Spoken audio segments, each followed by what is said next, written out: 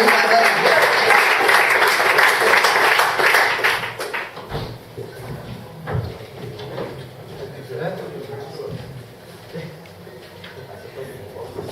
Elizabeth, I'm no good with machinery. And to pull the bogans in the room.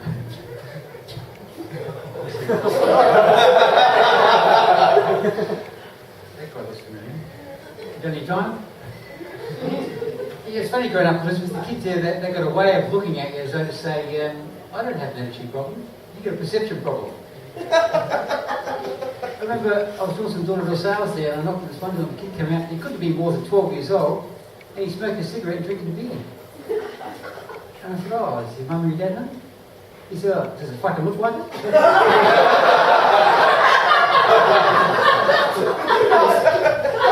Elizabeth, you know, they call it constipation, because nobody gives a shit. It's not that bad, you know, I mean, you know, I'm a caring person, I get really, you know, upset about some things I read in the paper, how, you know, whole families can be torn apart by simple things like wild dogs. Growing up in Elizabeth, you know, I was sort of raised to believe that you try to do something, if you don't succeed, you cheat. And you keep cheating if you get caught, then you lie. Of course, these days with lying, that's absolutely convenient. You know, it's a bit funny sometimes, but we're sort of regular people, you know, we treat our kids the same, you know, and I never raise a hand to my kids, because that leaves you growing unprotected. It's true, I've never actually smacked my kids, because I find waving the gun around does the same thing. And, you know, we're like regular parents, we video them, you know, mainly to check to make sure they're not stealing off us, but... Because they do that, you know. I can remember taking my 3-year-old down to the supermarket once, and he'd come out with a pocket full of lollies. And I hadn't given him any money, he didn't have money of his own, so I marched him straight back into the jewellers. You know, it's a funny joke. We have different ways of measuring success. I was at the doll office the other day with a mate, and he got an argument up at the counter. And he's up at the counter saying, I didn't get where I am by listening to people like you. I mean, he's on home detention. Fortunately, he still gets around because he lives in a caravan.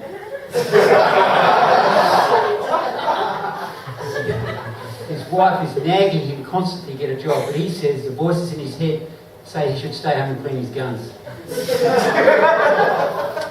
Yeah, because Elizabeth, you can get a lot more done with a kind word and a gun than a kind word alone.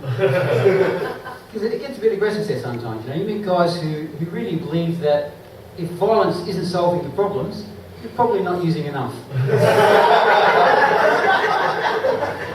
And I mean, you meet guys who you can see, they want to leave the world the same way they came into it. Naked, screaming, covered in someone else's blood.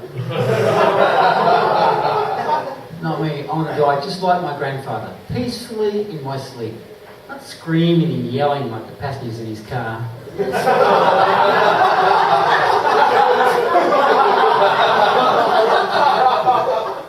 know, there's some drugs in Elizabeth, of course, you know, but, you know, we keep tabs. You know how a parent tells whether their child is a crystal meth freak?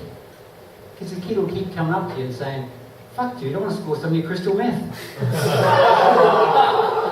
No, I said no to drugs, but they wouldn't listen. And, I know there's a lot of negative stuff about the paranoia and the voices, you know, but I was never convinced the voices in my head were real. I mean, they had some great ideas, but really they're just trying to make me look paranoid. I tried LSD once. Wow, what an experience. I remember seeing beams of light and hearing all these noises sound like car horns. I was held it on. Yeah, you know, everyone loses has their price. Mine's $3. And of course, you know, you've got to supplement that with work. And recently I was working as a lifeguard in the swimming pool there. Till some blue kid got me fired. I used to think I wanted a career, but it turns out I just wanted paychecks. Yeah, I actually didn't mind going to work though, but that 8-hour wait to come home, that was a bitch. But you know, you didn't get much of a good job because the education there wasn't so crash up. You know? I mean, when I was going to school, there was a high school and a tech college where they taught kids to go to factories, you know.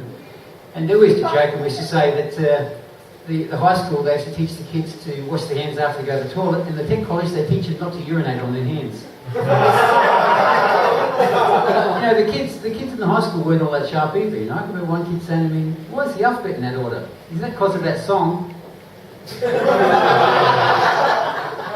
and in physics he says, "So what's the speed of dark?" I remember the female sex education teacher failed him.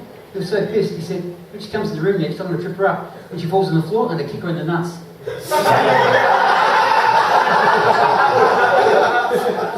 He assured me that 7/5 of all people don't understand fractions.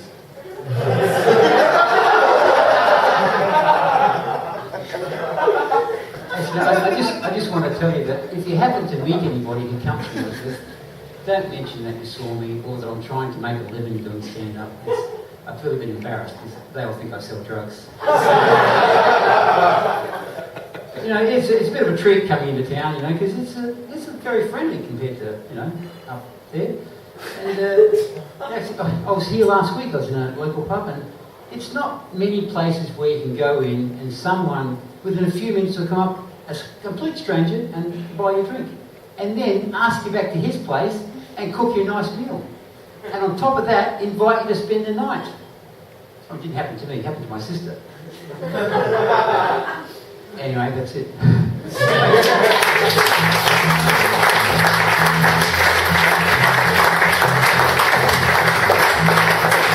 Charlie Kavanagh, ladies and gentlemen. Something better back here. And obviously,